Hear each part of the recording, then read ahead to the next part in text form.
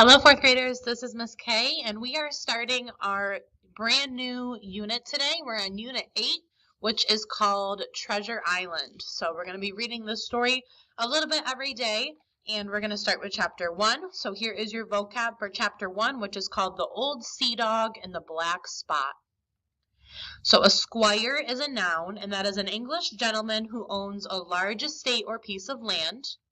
Bearings is a noun, the location or position of something based on information from a compass. Saber is a noun, a heavy sword with a sharp curved edge. A cove is a noun, a small area along a coast sheltered by hills or mountains. Company is a noun, and those can be three different types of meaning. So it could mean visitors or guests. It could mean companionship, which is kind of like friendship. Or it could mean a ship's crew and officers. A spyglass is a small telescope used to see things in the distance. Seafaring is an adjective, which means working or traveling or living on the sea. Stroke is a sudden loss of feeling or consciousness brought on by a lack of oxygen in the brain, and this is usually caused by a broken or blocked blood vessel. Magistrate is a noun, and that is a local government official who has some of the powers of a judge. Loot is a noun, and those are things that have been stolen. And a mutiny is a rebellion or uprising against those in charge on a ship. So Chapter 1 is called The Old Seadog and the Black Spot. Squire Trelawney, Dr. Livesey, and other gentlemen have asked me to record the story of Treasure Island, keeping nothing back but the bearings because there is still treasure there. Therefore, I take up my pen and go back to the time when my family ran the Admiral Benbow Inn, and the old seaman with the saber cut on his cheek came to stay with us. I remember the old seaman plodding to the inn door, dragging an enormous sea chest behind him. He was a tall, nut-brown man with gnarled hands and black broken nails. He rapped on the wooden door and called for a drink. He drank it slowly, savoring the taste as he looked out at the rugged cliff top. "This is a handy cove," he said. "Much company?" "Not much," I said. "Well then," he said, "this is the perfect place for me. I'll stay here for a while. I'm a plain and simple man," he continued. "Bacon and eggs are all I need. You can call me Captain." Then, as if by magic, he threw down 4 gold pieces.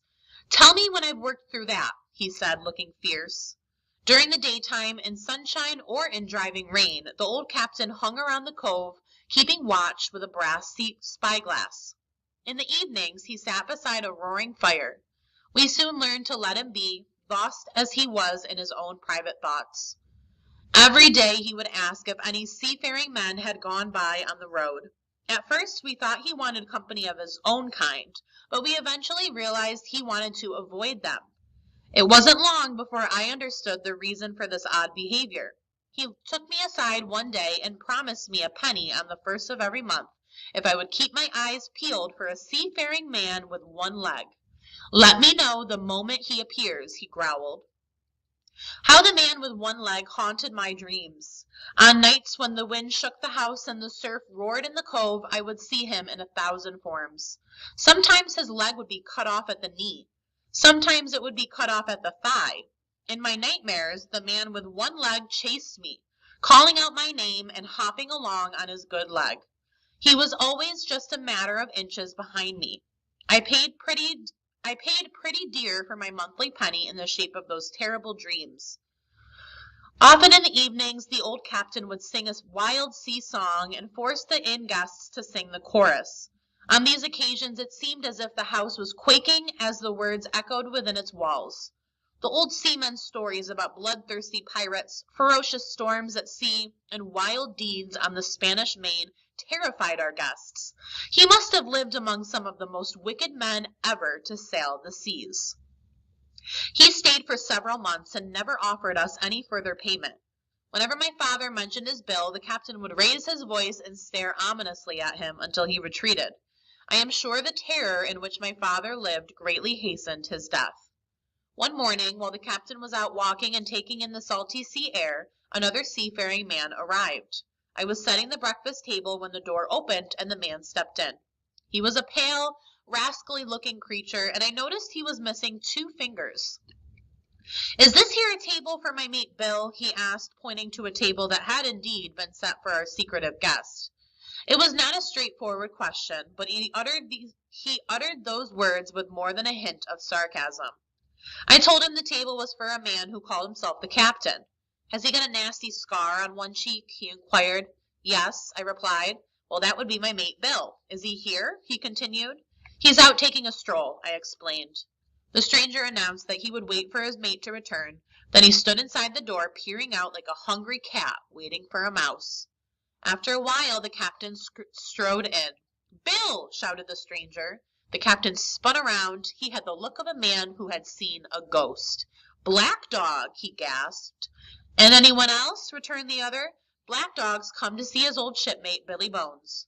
"Now look here," hissed the captain. "You've managed to run me down. What's your business?" "I'll have a drink," said Black Dog. "Then we'll sit down and talk square like old mates." They sat down, and for the longest time I could hear nothing but low mumbling. Gradually their voices grew louder until the interaction became a cacophony of unpleasant exchanges. This was followed by an explosion of crashing sounds. The chair and table went over, a clash of steel followed, and then a cry of pain. The next instant I saw Black Dog in full flight, and the captain in hot pursuit, both men with sabers drawn. Blood streamed from Black Dog's left shoulder. At the door, the captain aimed one last tremendous blow, which would certainly have struck Black Dog had it not been intercepted by the inn signboard. Black Dog, in spite of his wound, disappeared over the hill in half a minute. The captain stood staring like a bewildered man. At last he turned, staggered, gasped for breath, and grabbed the door with one hand. "Jim!" he croaked. "Water!" I ran to fetch him water, but as I fumbled with the jug, I heard a loud crash. Running back, I saw the captain lying on the floor. Immediately, I heard my mother's footsteps on the stairs. Moments later, she was standing beside me. Together, we gently raised the captain's head. It was clear that he needed a doctor. So we sent for Dr. Livesey. Then, as carefully as we could, we moved the captain into the parlor. Shortly after Dr. Livesey arrived, the captain opened his eyes and looked about. "Where's Black Dog?" he mumbled. "There's no Black Dog here," the doctor said. "You've had a stroke. Now lie back and rest." Dr. Livesey drew some blood and the old sailor fell asleep. "He needs to rest for at least a week," said the doctor empathetically. "Another stroke will surely kill him." Later, when the captain woke up, his first words were, "Black Dog!" "Jim," he moaned, "you know I've been good to you. I'm pretty low and deserted by all. You'll help me, won't you?" "But the doctor," I began. "Doctors, what do they know?" he growled. "What does that doctor know about seafaring men like me?" Somehow, reluctantly, I agreed to help him. When I offered him water, he greedily gulped it down. "Aye," he said, "that's better. Now then, did that doctor say how long I'm supposed to lie here wasting time?" "A week at least," I said. "Thunder!" he cried. "Out of the question. They'd have the black spot on me by then." He attempted to sit up, but fell back, weak and helpless on the bed. Then, after further contemplation, he spoke to me again. "Jim," he said, "you saw Black Dog? He's a bad but there's worse than him after me. I hope I may get as far away from them. If I can't, and if they put the black spot on me, it's my old sea chest they're after. You go and see that doctor and tell him to send all hands, magistrates and such, to the Admiral Benbow. Tell him Captain Flint's men are here, or all that's left of the old crew. I was Flint's first mate, and I'm the only one who knows the place where he hid his loot. But don't tell the doctor unless they get me with the black spot, or you'll see Black Dog again." At that moment he paused before continuing. "Or a seafaring man with one leg. Keep an eye out for him above all," he concluded. "What is the black spot, Captain?" I asked. "That's a summons, mate. Mutiny. Keep your wits about you, Jim, and I'll share with you equals upon my honor," he continued. His voice grew weaker as he said this, and soon he fell into a heavy sleep. I should have told the story to the doctor, but my poor father died quite suddenly that evening, which naturally put all other matters aside. The day after my father's funeral, I was standing at the door full of sad thoughts when I saw a blind man slowly walking up the road. He wore a green mask over his eyes, and he tapped the ground with a stick. He was hunched as if from age and wore a hooded sea cloak. As he drew near, he called out, "Will anyone inform a poor blind man who has lost his sight in the defense of England, God bless King George, where he may be now?" "You are at the Admiral Benbow Inn," I explained. "I hear a young voice," said he. "Will you lend me your hand and lead me in?" I held out my hand, and the blind man gripped it like a vice. I struggled to escape, but he pulled me close. "Now, boy," the blind man said through gritted teeth, "take me to the captain." "But," I protested, "take me in now," he commanded. He gave my arm a twist that made me cry out in agony. I've never heard a voice so utterly cruel and cold as that man's. I obeyed him without further hesitation. We walked together toward the room where the captain was resting. "When I'm in view, cry out, 'Here's a friend for you, Bill,'" he instructed me. As I opened the door, I repeated the words in a trembling voice. The captain attempted to rise, but he was too weak. Then I saw the blind man slip something into the captain's palm. "Now that's done," said the blind man. With incredible nimbleness, he scurried out of the inn and back along the road. I could hear his stick tapping as he hurried away. The captain gazed at the piece of paper the blind man had given him. 10 o'clock, he cried. "That's 6 hours from now. We'll do them yet." With that, he lurched forward and managed to get to his feet. Then, quite suddenly, he reeled about and put one hand to his throat. For a moment or two, I watched him as he swayed from side to side before crashing to the floor. I hurried to assist him, but it was too late. My mother descended the stairs and saw the old seaman lying on the floor. I explained to her as best as I could what had just happened.